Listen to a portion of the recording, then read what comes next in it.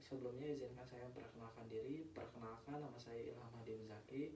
Saya dari Prodi Pendidikan Agama Islam. Di sini saya akan memenuhi salah satu tugas mata kuliah, yaitu tugas ulangan tengah semester metode penelitian kuantitatif. Pertanyaan yang pertama yaitu jelaskan karakteristik metode penelitian kuantitatif. Nah, yang pertama dari desainnya sendiri, metode penelitian kuantitatif ini sudah spesifik dan juga sudah jelas dan rinci. Nah, kenapa bisa dikatakan seperti itu? Karena metode penelitian kuantitatif ini sendiri sudah terarah atau terinci dari awal sampai akhir. Dan juga metode penelitian kuantitatif ini sudah direncanakan dari awal secara mantap gitu. Nah, selanjutnya yang kedua itu ada tujuan metode penelitian kuantitatif. Nah, apa sih tujuan penelitian kuantitatif ini sendiri? Nah, yang pertama itu mencari hubungan antar variabel. Jadi di sini kita mencari hubungan antara variabel satu dengan variabel yang lainnya. Nah, yang kedua itu bisa jadi menguji teori yang sudah ada. Jadi kita menguji kembali teori yang sudah ada yang sebelumnya pernah dikerjakan oleh orang lain. Seperti halnya seperti ini misalkan tentang metode cara mengajar zaman dahulu. Nah, mungkin di sana ketika kita sudah metode penelitian zaman dahulu itu sudah diteliti oleh kualitatif. Nah, kita bisa menggunakan metode penelitian itu di kuantitatif itu sendiri. Nah, selanjutnya itu ada teknik pengumpulan data. Nah, teknik pengumpulan data ini sendiri itu bisa berupa kuesioner dan juga bisa berupa wawancara dan juga bisa berupa observasi. Nah, jadi hampir sama dengan yang kualitatif, tetapi bedanya di kuantitatif ini sendiri itu ada kuesioner dan mungkin observasi dan wawancaranya juga lebih terinci atau terarah gitu. Nah, selanjutnya yang keempat itu ada instrumen penilaian atau instrumen penelitian itu sendiri. Nah, tadi saya sempat membahas tentang kuesioner. Nah, kuesioner ini sendiri itu bisa berupa angket atau juga bisa berupa soal. Nah, angket itu biasanya berupa soal-soal yang berisi tentang pernyataan-pernyataan. Dan soal itu biasanya soal-soal yang berisi tentang pertanyaan. Nah, selanjutnya juga di sini ada data. Karena data ini sendiri kuantitatif itu berupa angka, jadi sudah dipastikan data yang kita dapat itu akan dijadikan menjadi sebuah angka dan atau kuant.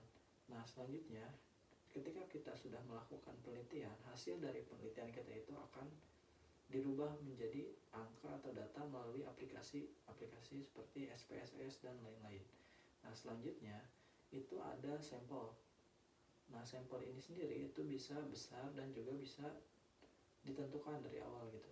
Seperti halnya misalkan kita mau meneliti di sebuah sekolah, itu kita bisa menentukan sampel yang mana yang mau kita ambil dan yang mana yang akan kita dahulukan gitu. Misalkan kita ingin menggunakan 3 kelas gitu.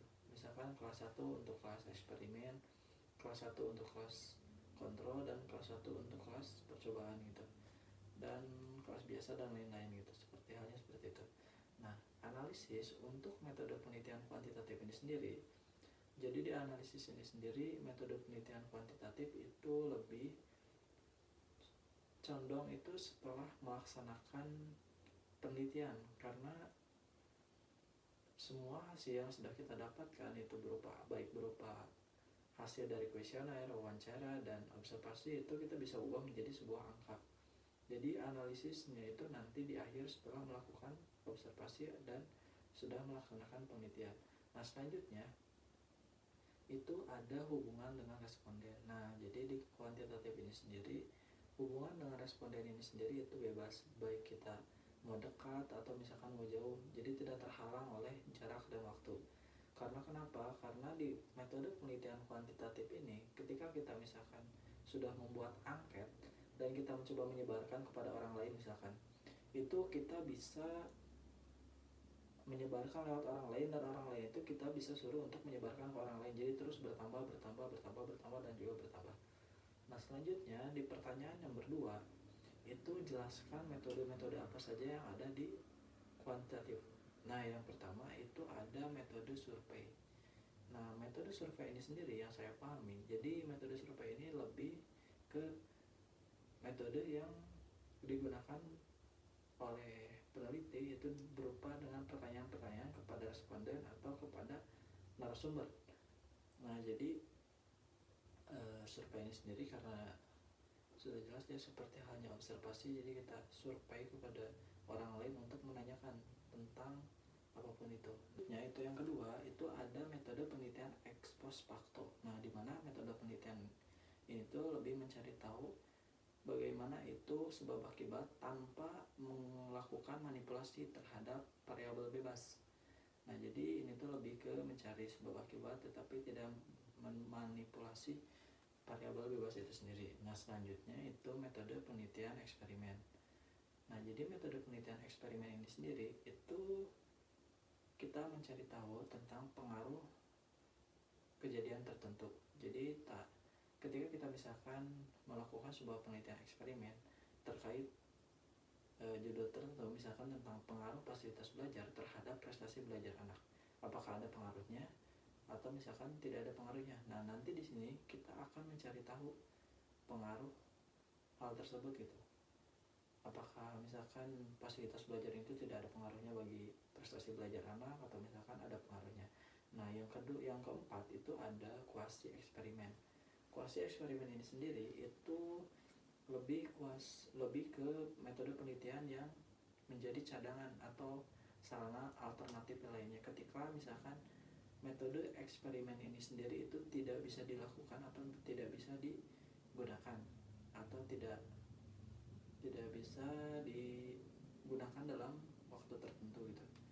Ketika misalkan melakukan penelitian dan metode eksperimen ini kira-kira tidak memungkinkan, nah kita bisa menggunakan metode kuasi eksperimen.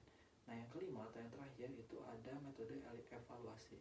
Nah, mungkin di sini evaluasi ini sendiri mungkin saya pribadi baru tahu dan emang baru mencari tahu.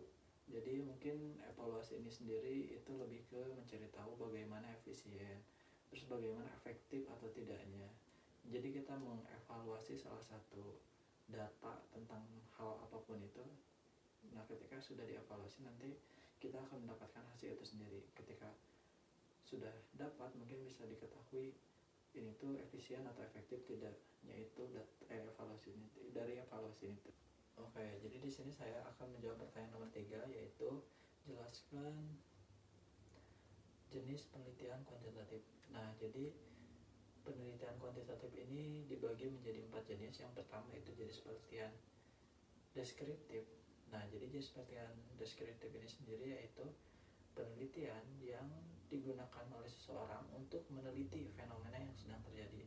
Misalkan contohnya itu tentang penggunaan media sosial dalam pemasaran online. Nah, ini kita bisa mencari tahu penggunaan media sosial untuk pemasaran online ini itu seperti apa gitu, datanya itu seperti apa dan macam-macam lagi. Nah, selanjutnya yang itu ada jenis penelitian korelasi. Nah, korelasi ini bisa atau misalkan sering kita dengar itu dengan adanya hubungan. Tapi di hubungan ini itu sendiri itu tanpa adanya sebab dan akibat. Kalau misalkan nanti di poin keempat itu adanya sebab akibat, nah jadi di poin kedua ini yang dikorelasi itu tidak ada sebab dan akibat karena kita lebih mencari tahu hubungannya itu sendiri. Misalkan hubungan gaya belajar siswa anak IPA 1 dan hasil belajar matematika semester 1 dan hasil belajar matematika semester 2. Nah, itu tanpa adanya pengaruh dan atau misalkan tanpa adanya pengaruh dan yang terpengaruhi. Nah, selanjutnya yang ketiga itu metode penelitian komparatif. Nah, jadi metode penelitian komparatif ini sendiri itu adalah metode penelitian yang membandingkan antara dua buah kelompok ke dalam salah satu variabel. Misalnya pengaruh metode pembelajaran problem based learning dan project based learning terhadap prestasi belajar anak atau terhadap motivasi belajar anak. Nah, kita bisa mencari tahu di kelas nanti eksperimennya tuh bisa menggunakan yang pertama itu problem based learning, yang kedua bisa menggunakan project based learning. Apakah ada pengaruh, apakah terhadap motivasinya meningkat, dan lain-lain sebagainya. Yang keempat ini sendiri itu ada jenis penelitian kausalitas. Nah, jadi kausalitas ini sendiri itu lebih ke pengaruh, dan di pengaruhnya ini tuh ada variabel bebas dan variabel terikat, yaitu variabel X dan variabel Y. Variabel X-nya itu sebab dan variabel Y-nya itu akibat. Contohnya misalkan pengaruh fasilitas belajar terhadap prestasi belajar anak di sekolah. Nah, ini itu sudah ada variabel X-nya. Variabel X-nya itu yaitu fasilitas belajar, dan variabel Y-nya itu prestasi belajar. Jadi korelasi ini lebih mencari tahu bagaimana pengaruh